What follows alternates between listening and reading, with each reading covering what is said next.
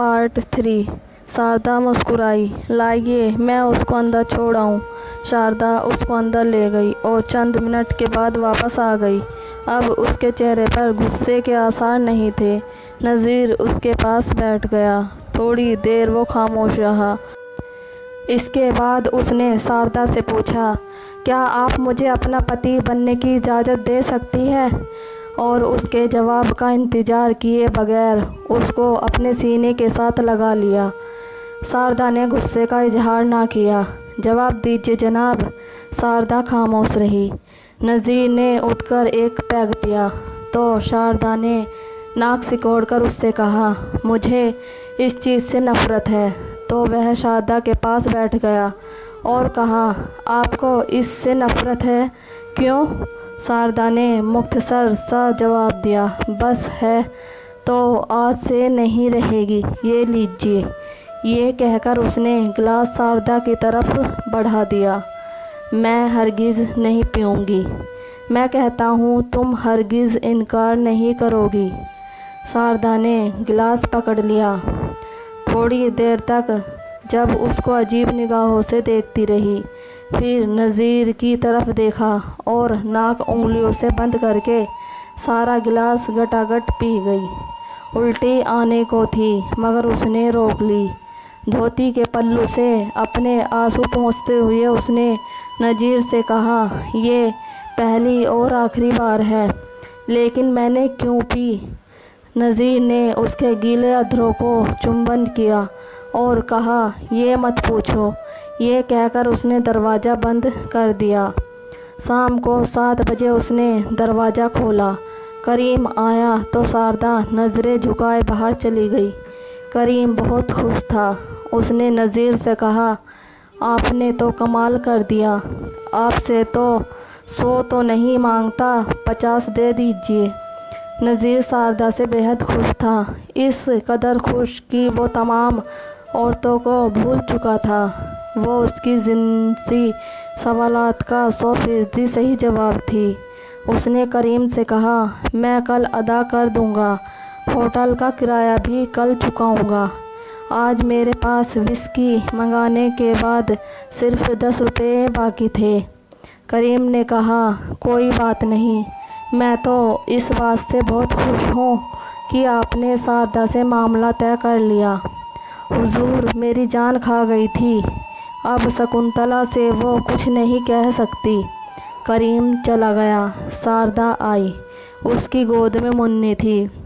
नज़ीर ने उसको 5 रुपये दिए, लेकिन शारदा ने इनकार कर दिया। इस पर नज़ीर ने उससे मुस्कुरा कर कहा, मैं इसका बाप हूँ, तुम ये क्या कर रही हो? शारदा ने रुपए ले लिए, बड़ी खामोशी के साथ। शुरू में वो बहुत बातूनी मालूम होती थी। ऐसा लगता था कि बातों के दरिया बहा देगी, मगर अब वो बात करने से गुरेज करती थी। नज़ीर ने उसकी बच्ची को गोद में लेकर प्यार किया और जाते वक्त शारदा से कहा, लो भाई शारदा, मैं चला। कल नहीं तो परसों ज़रूर आऊँगा। लेकिन नज़ीर दूसरे रोज़ ही आ गया।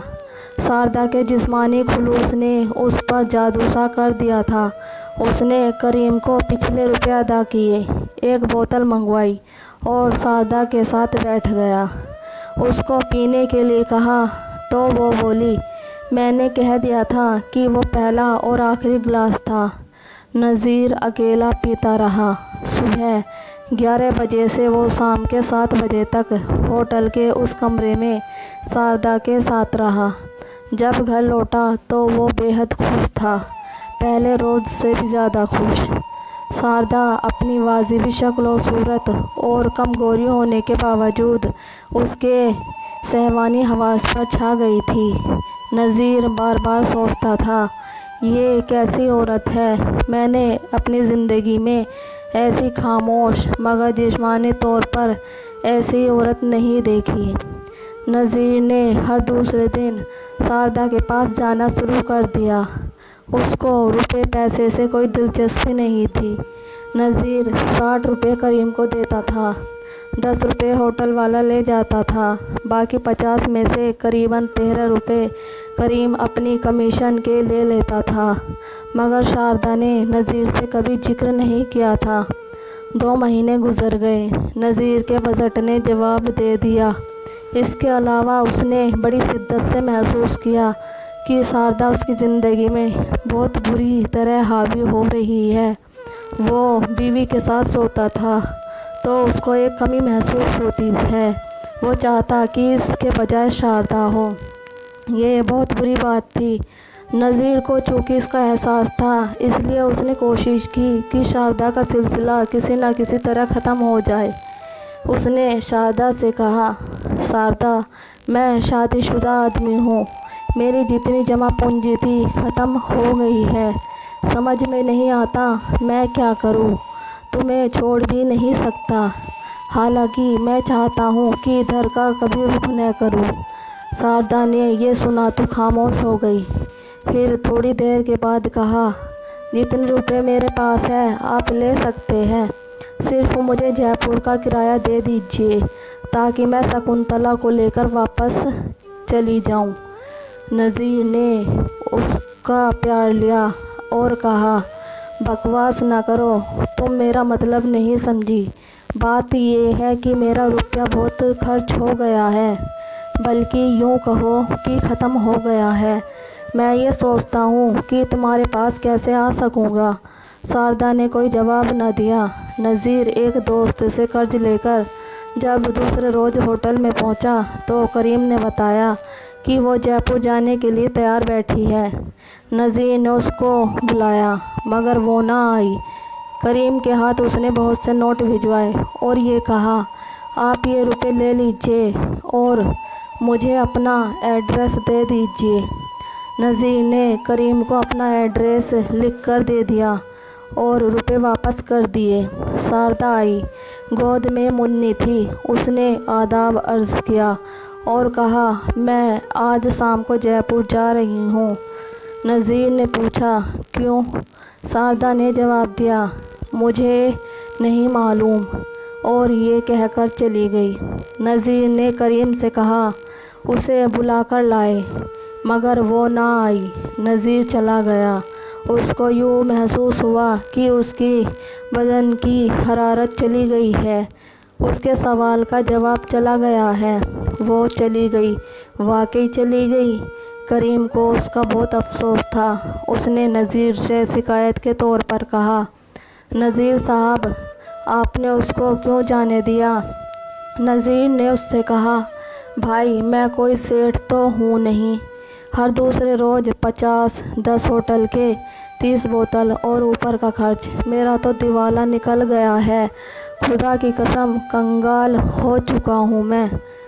ये सुनकर करीम अब खामोश हो गया।